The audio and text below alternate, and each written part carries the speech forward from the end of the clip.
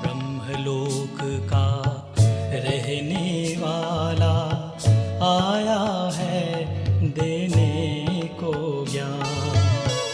ब्रह्मलोक का रहने वाला आया है देने को ज्ञान। वो था ब्रह्मा के तन में, वो था ब्रह्मा के तन में, किसी किसी ने लिया पहचान। ब्रह्मलोक का रहने वाला आया है देने को ज्ञान। ओम शांति। आज का दिन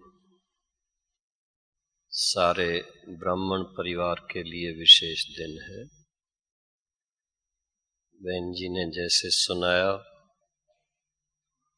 और आप सब ने सुबह विशेष मुरली के बाद सतगुरुवार का भोग भी ऑफर किया। खास भारत के कोने कोने से, उसमें भी विशेष गुजरात के भाई बहने, और गुजरात का संबंध विदेश से बहुत गहरा है, और विदेश के भाई बहने आज सब इस डायमंड हॉल में इस सुबह के क्लास में बैठे हैं। शाम को तो बाबा से मिलन मनाएंगे। हर एक ब्राह्मण आत्मा के लिए बहुत ही महत्वपूर्ण दिन है, क्योंकि ब्राह्मण ही पहचानते हैं कि हम किससे मिलन मनाने के लिए आए। जिसको ज्ञान नहीं, पहचान नहीं, उसको उस समय अगर सन्मुख लाकर बिठा भी दें, चाहे कितना बुद्धिमान हो, इस संसार में वर्तमान समय के अनुसार कितने भी ऊंच पद पर हो, परंतु वो पहचान नहीं सकेंगे।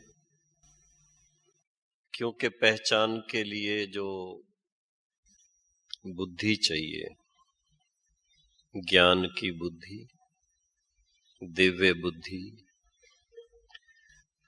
केवल ब्राह्मणों को प्राप्त है। और जिनको वह दिव्य बुद्धि, दिव्य दृष्टि, दिव्य ज्ञान प्राप्त है, वही पहचान सकते हैं। वाइब्रेशन से भी पहचानेंगे, दृष्टि से भी पहचानेंगे, शब्दों से भी पहचानेंगे, और उसके साथ साथ जो प्रैक्टिकल संबंध है इस समय, उस परम पिता के साथ, परम शिक्षक के साथ, परम सतगुरु के साथ, और उसके साथ साथ सर्व संबंधों के रूप में जिस भी संबंध से हम याद करते हैं, सर्व संबंधों से पहचानना वो केवल ब्राह्मण ही पहचान सकते हैं। ब्राह्मण अर्थात जिनको पिता परमात्मा शिव ने ब्रह्मा मुख द्वारा दिव्य बुद्धि अथवा ईश्वरी ज्ञान की अंजलि दे करके एक नया जन्म दिया है। पवित्र जन्म है, दिव्य जन्म है, बल्कि ऐसा ही कहें कि सारे कल्प में सबसे श्रेष्ठ जन्म है। क्योंकि इसी ब्राह्मण जन्म में ही ये एक विशेष मौका मिलता है कि हम परम धाम निवासी परम पिता के सन्मुख होते हैं। देवताओं को ये मौका नहीं मिलता है,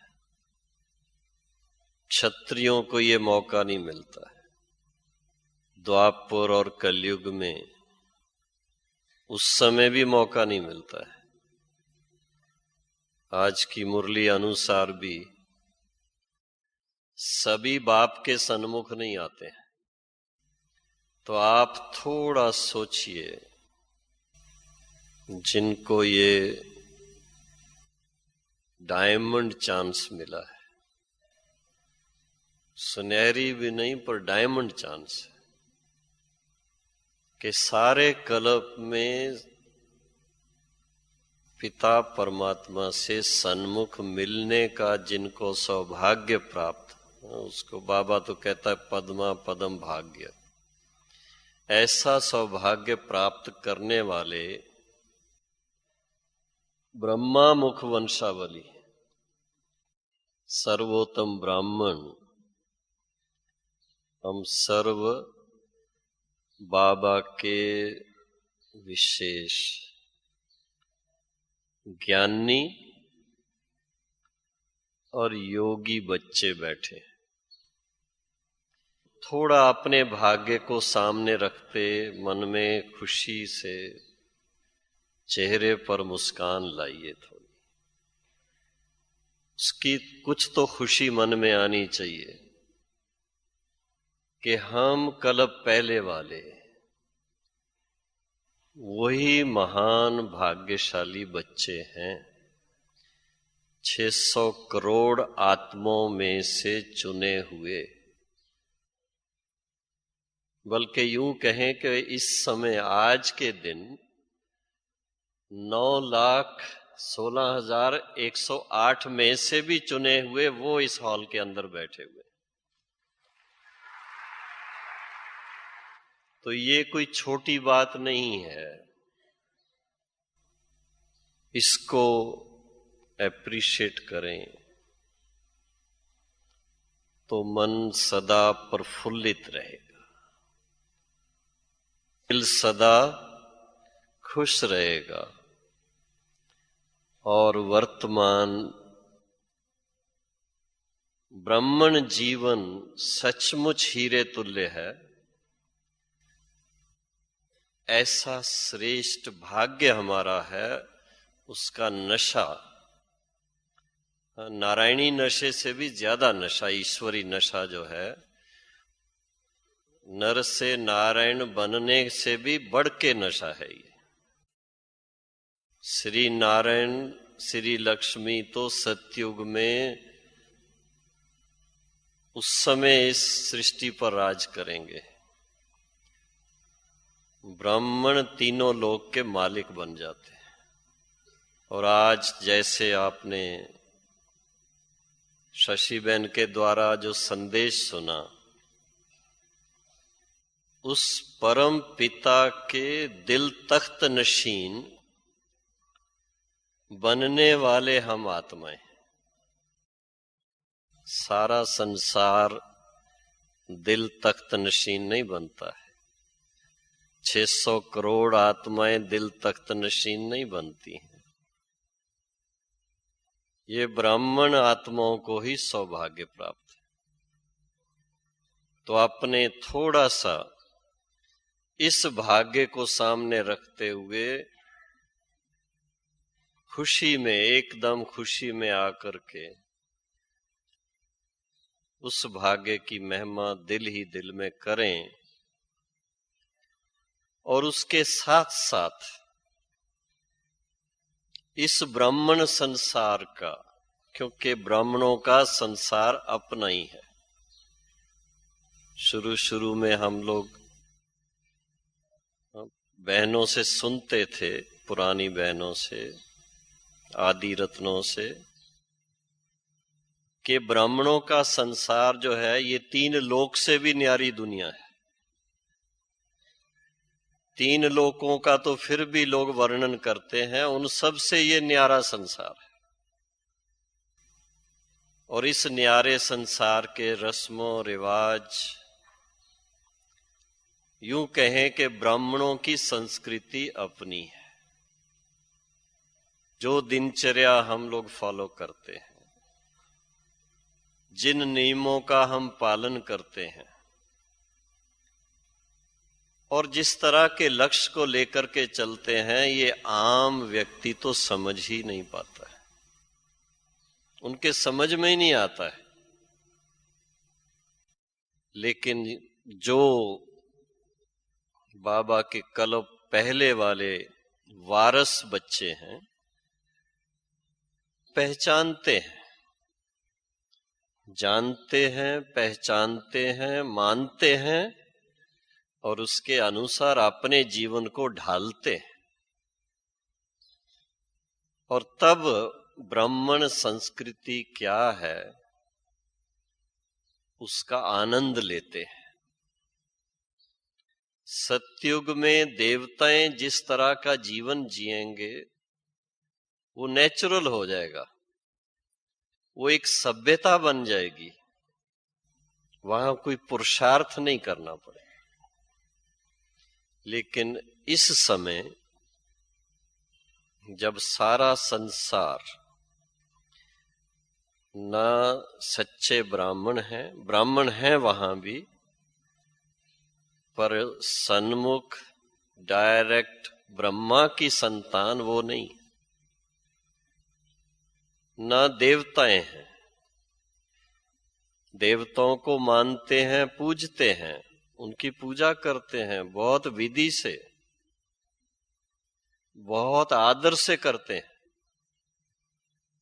लेकिन जो संस्कृति है देवताओं की संस्कृति, उसका वर्णन करते हैं और उस वर्णन में कुछ ना कुछ मिक्स्ड भी होता है।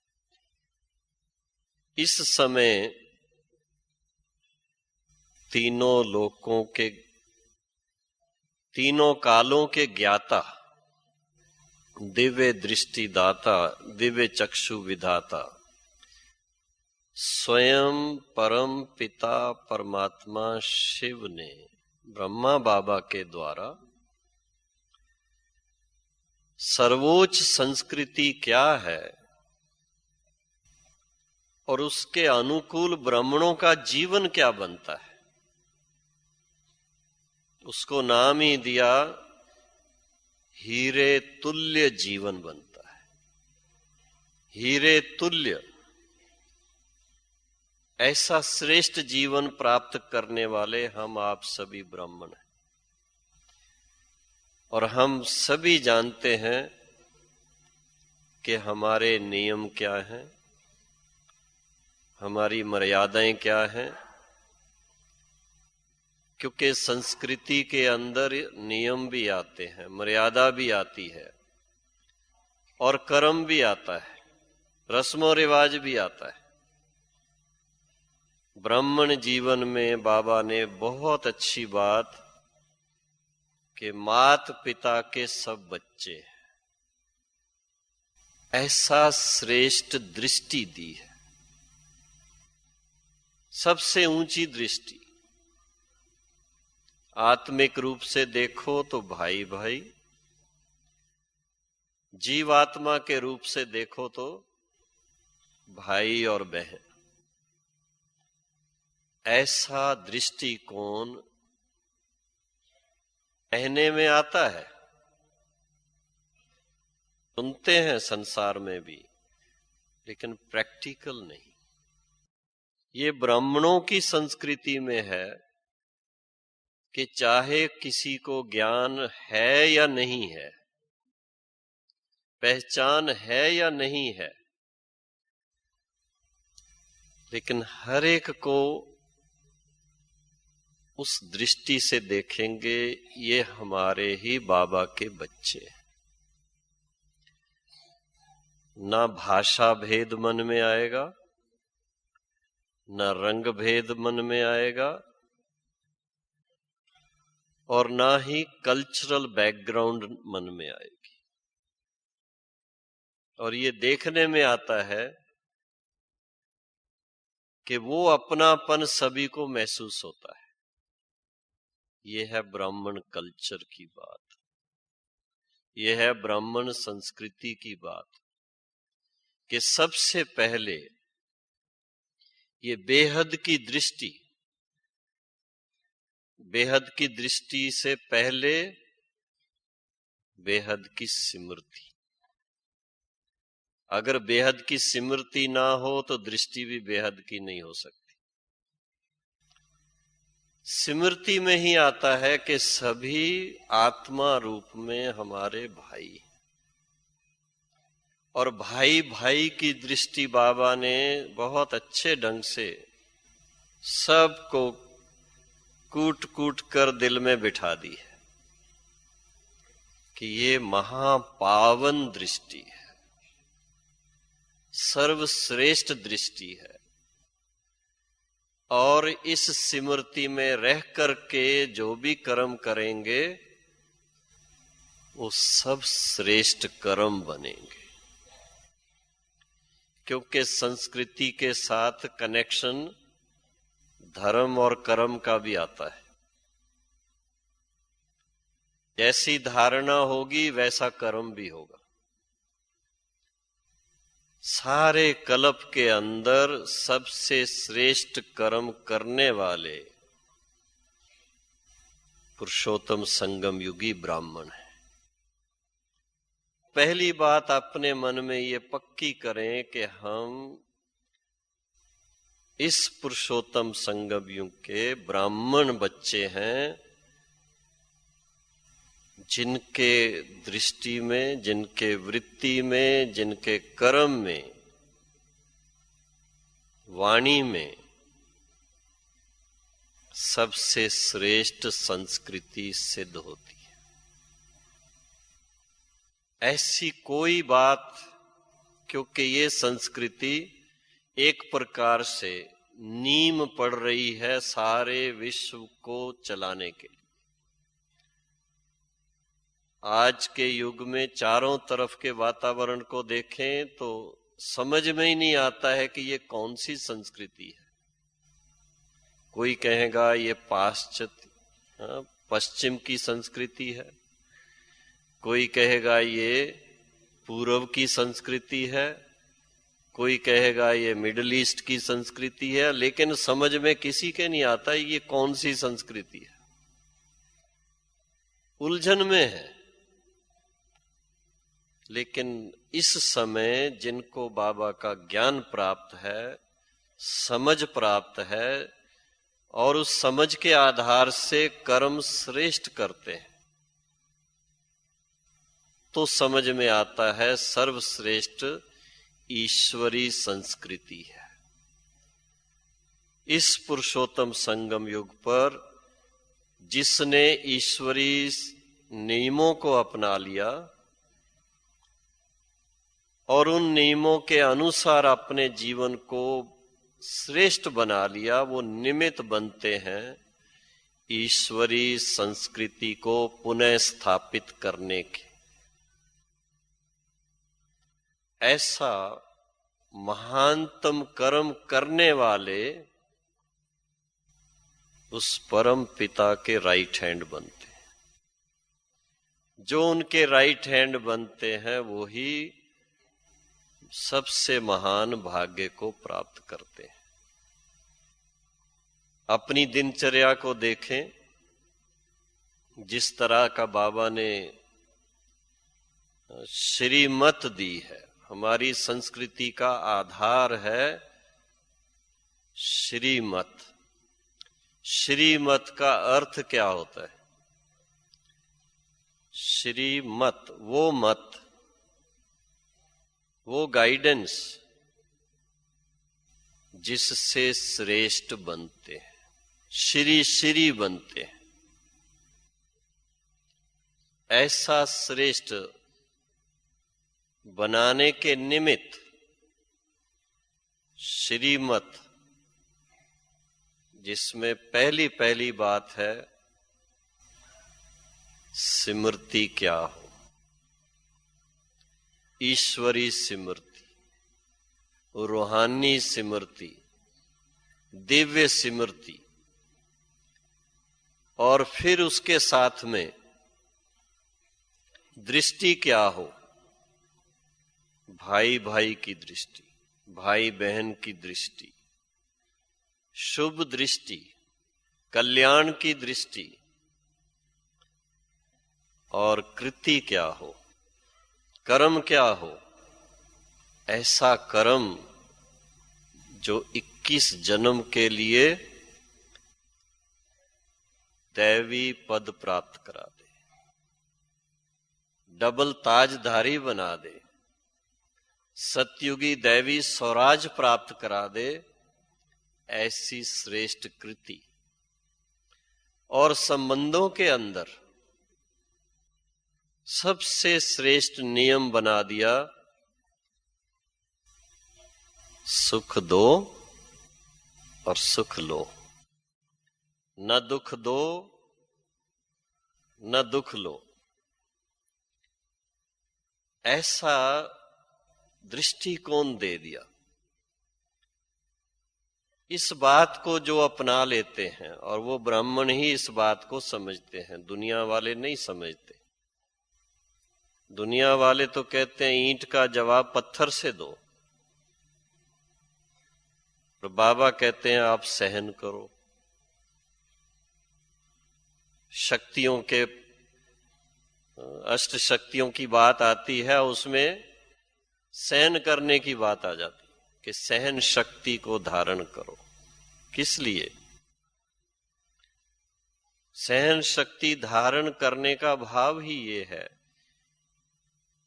कि ब्राह्मण सबसे श्रेष्ठ है, ब्राह्मण आदि रतन है, ब्राह्मण आदि पिता के बच्चे हैं, ब्राह्मण आदि संस्कृति का प्रतीक है।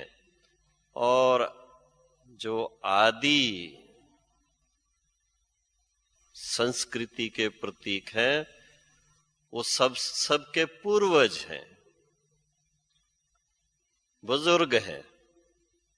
बुजुर्गों के सामने बच्चे अगर कुछ ऊपर नीचे बात करते हैं तो बुजुर्ग उनको पिटाई नहीं करते हैं, सजा नहीं देते हैं, दुख नहीं देते हैं, प्यार की दृष्टि देंगे, पुचकार देंगे, प्यार से समझाएंगे।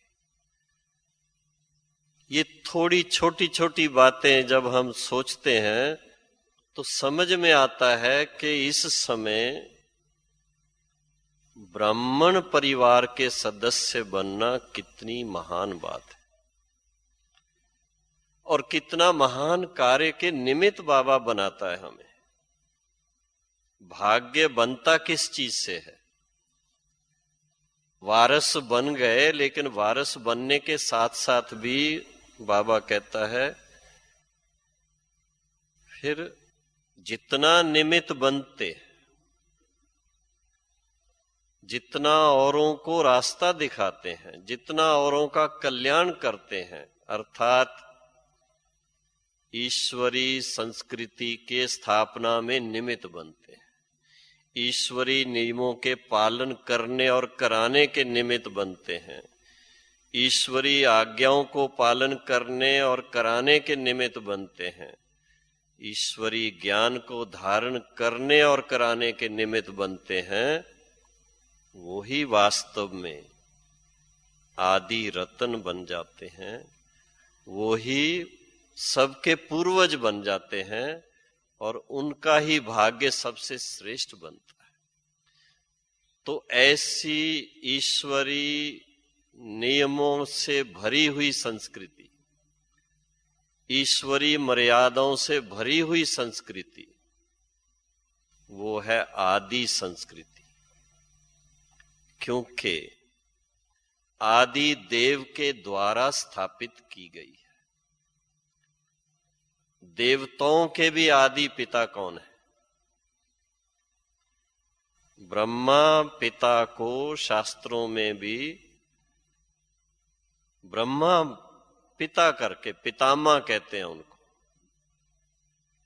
बाकी देवताओं को, विष्णु को या शंकर को पितामह कह करके नहीं मानते, पिता कह के नहीं मानते, ब्रह्मा को मानते हैं। और इस समय फिर से ब्रह्मा का जो पार्ट है प्रैक्टिकल में है, और उनके डायरेक्ट संतान होने के नाते हम सभी बच्चे सबसे श्रेष्ठ कर्म करने के, सबसे श्रेष्ठ भाग्य बनाने के और सबसे श्रेष्ठ 3 धर्मों की स्थापना करने के, 3 संस्कृतियों की स्थापना करने के निमित्त बन रहे। ब्राह्मण, देवता और क्षत्रिय तीनों एक साथ स्थापित हो रही। तो ऐसे महान कर्तव्य के निमित्त बनने वाले स्वयं को आदि रत निश्चय करें तो कितना नशा चढ़े। इसके फलस्वरूप ये इस समय पुरुषार्थी जीवन में ऐसी संस्कृति की स्थापना की बात होती है। और जब तक ये नेचुरल बन जाए तब तक देवभूमि नहीं कहलाती है। ब्राह्मण और शूद्र दोनों इस संसार में है इस समय। चाहे ही 70 साल से ब्राह्मण हैं सच्चे सच्चे, हमारी दादियां 70 साल हो गए उनको, तब से ऐसी जीवन में चल रहे हैं, औरों को जगा रहे हैं, औरों को रास्ता बता रहे हैं।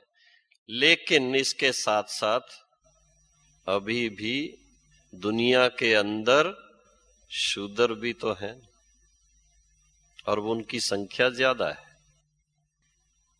इसलिए इस समय इसको पुरुषोत्तम संगम युग कहा गया। संगम है पर पुरुष को पुरुषोत्तम बनाने वाला संगम है। लेकिन जब स्थापना का कार्य हो जाता है तो नेचुरल जीवन ऐसी बन जाती है, वहां पर पुरुषार्थ करने की जरूरत नहीं रहेगी, वो स्वाभाविक जीवन ऐसी होगी, पवित्र जीवन स्वाभाविक होगी, दैवी गुण संपन्न स्वाभाविक होंगे, प्रैक्टिकल ऐसा जीवन जिएंगे। पुरुषार्थी जीवन एक तरफ हीरे तुल्य है पर है पुरुषार्थ की। इस समय स्थापना का कार्य चल रहा है, मेहनत का समय यही है। देवताएं मेहनत नहीं करते। संदेशियां पहले संदेश लाती थीं, जैसे आज शशि बहन लेके आई, ऐसे पहले वतन से कई सीन ऐसे लेके आते थे। कभी कभी सतयुगी आत्माएं भी संदेशियों के द्वारा आके पार्ट बजाती थी। तो इस दुनिया की कोई बातें उनके सामने रखते तो वो आश्चर्यवत होते थे। मिसाल के तौर पर आज के युग में चश्मा लगाना बड़ी कॉमन बात हो गई है। छोटे छोटे बच्चे भी चश्मा लगाते हैं। और कहीं सतयुगी आत्मा कोई आ जाए सामने, ऐसा सीन प्रैक्टिकली देखे हुए हैं, वो चश्मे को देख करके आश्चर्यवत होते हैं कि ये क्या लगा रखा है। एक बार तो ऐसा भी हुआ कि वो चश्मा उतार के फेंक दिया, क्योंकि वो नेचुरल चीज सतयुग की नहीं है। सतयुग में मन सदा पावन, तन सदा तंदुरुस्त, जीवन सदा धन धान्य संपन्न और आपसी संबंध हमेशा के लिए सुखद, सुख देने और सुख लेने वाले संबंध। ऐसी सतयुग की प्रथा कहो, सभ्यता कहो, प्रैक्टिकल में जन्म से लेकर के शरीर छोड़ने तक सुख देना और सुख लेना, यही पार्ट है वहां। यहां तो जन्मते ही क्या होता है, बच्चा रोने लगता है, सारी उम्र रोना ही रहता है। और शरीर छोड़ते हैं तो दूसरों को रुलाते हैं। तो जब हम भविष्य की बात सोचते हैं तो वहां नेचुरल जीवन ऐसी बन जाती है, वहां के रस्मों रिवाज सब सुख देने और सुख लेने के बन जाते हैं। लेकिन ऐसी स्थापना के निमित्त इस समय हम सबको, ब्राह्मणों को, ये सौभाग्य प्राप्त हुआ है। सत्युग का फल खाने की इच्छा तो सबकी होती है, शुभी रस पीने की इच्छा तो सबकी होती है, लेकिन उसके लिए इस समय कुछ करने की जरूरत है। और बल्कि बाबा बार बार हम लोगों का ध्यान खिंचवाता है कि अभी वो कार्य पूरा नहीं हुआ है। भले ही हम अभी थोड़ा समाचार आज सुनते हैं, मेगा प्रोग्राम किए, जानकी दादी बहुत, गुलजार दादी कई जगह पर जा करके, और भी विदेश में भी कई प्रोग्राम चल रहे हैं, भारत में भी कई चल रहे हैं, तो भी अभी स्थापना का कार्य पूरा नहीं हुआ। और बाबा कहता है जब तक स्थापना का कार्य पूरा नहीं हुआ है तब तक आराम नहीं करना है। बुद्धि से, खासकर बाबा ने वातावरण को शुद्ध करने के लिए बहुत बड़ा काम दिया है कि अपनी वृत्ति को इतना पावरफुल बनाएं जो सारे विश्व की तमोगुणी वृत्ति के कारण जो वायुमंडल है उसको चेंज करे। और खासकर जब ऐसा संगठन होता है, इस समय बहुत अच्छे कार्यक्रम जो चल रहे हैं, ग्रुप अलग अलग बैठते हैं, तपस्या करते हैं, तो ये ना सोचना सिर्फ हम अपना ही कल्याण कर रहे हैं, नहीं, सो कल्याण के साथ साथ विश्व का कल्याण समाया हुआ है। आज की मुरली अनुसार क्या क्या होने वाला है वो साइड भी सुनी और रोज सुनते हैं। 3 दिन पहले एक जगह भूकंप आया, कल दूसरी जगह आया, नेचुरल कैलेमिटीज की बातें सुनते रहते हैं।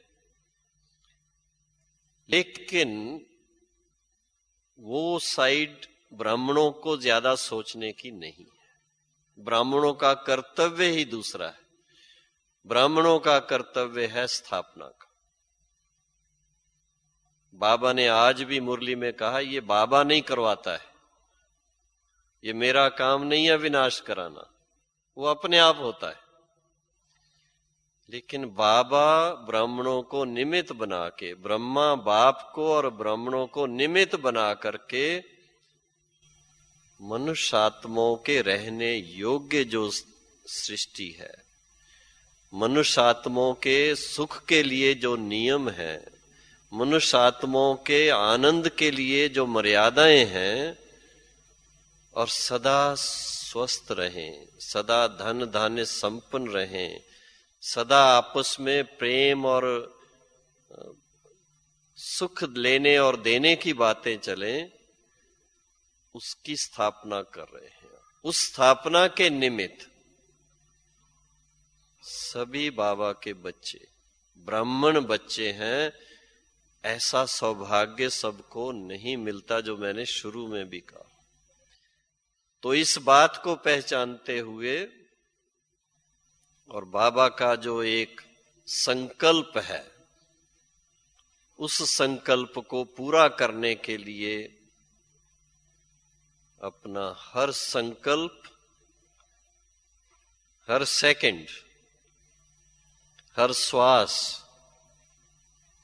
तन मन धन और साथ साथ संबंध, इन सब को ऐसे महान कार्य में लगाने का संकल्प ले। बीता सो बीता, अभी से करें, क्योंकि जो करेगा सो ही पाएगा। जो सोएगा वो खोएगा। प्रैक्टिकल है। तो सतयुगी जो मर्यादाएं हैं वो सतयुग में ऑटोमेटिकली आ जाएंगी, कुछ करना नहीं पड़ेगा। उसकी झलक बाबा यहां संदेशों के द्वारा वो दिखाते रहते हैं, बताते रहते हैं। ऐसे कई सीनरी बाबा ने समय प्रति समय दिखाई है, लेकिन उसके लिए बड़ा प्रैक्टिकल सोचना पड़ता है कि वो भी देवताएं, आप हम सभी वही तो होंगे। इस समय जो संस्कार हमारे नेचुरल बनेंगे उस अनुसार सतयुग में पार्ट बजाएंगे। इसलिए इस समय अपना जीवन इतना श्रेष्ठ बने, कर्म इतना सुखदायी बने और हमारे विचार इतने उच्च और एक्यूरेट बने, जो बाबा कहता है 1 सेकंड भी आपका वेस्ट नहीं जाए। उसके लिए खास ऐसा संगठन होता है, ऐसी खुद को प्रैक्टिकल में महान आत्मा समझ के चलना है। अगर महान आत्मा नहीं होते तो इस संगठन में आप नहीं होते, पर महान कार्य करके और आगे बढ़ना है। और फिर उसके लिए देखो, खास बाबा हम बच्चों से मिलने आएंगे और गाइडेंस देंगे और श्रेष्ठ बातें सुनाएंगे, तो वो भी ध्यान से सुननी और फिर धारण करनी है, ताकि हम अपने जीवन के साथ साथ इस विश्व को फिर से नया जीवन दें, विश्व को फिर से नया बनाएं। ये बहुत बहुत श्रेष्ठ कार्य है और बहुत आवश्यक कार्य है। तो ऐसे महान कार्य के निमित्त आप सब भाई बहनों का फिर से आह्वान है, स्वागत है और मुबारक है। ओम शांति। अभी थोड़ा टाइम के लिए खास बाबा की याद में बैठेंगे और इस विश्व को पावन बनाने के लिए पावरफुल वाइब्रेशन क्रिएट करेंगे। ओम शांति।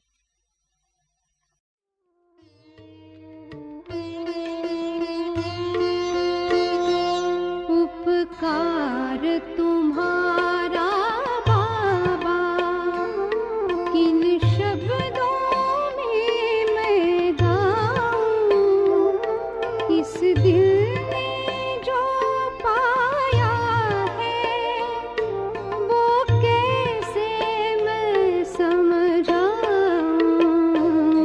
उपकार तुम्हारा बाबा, किन शब्दों में मैं गाऊं।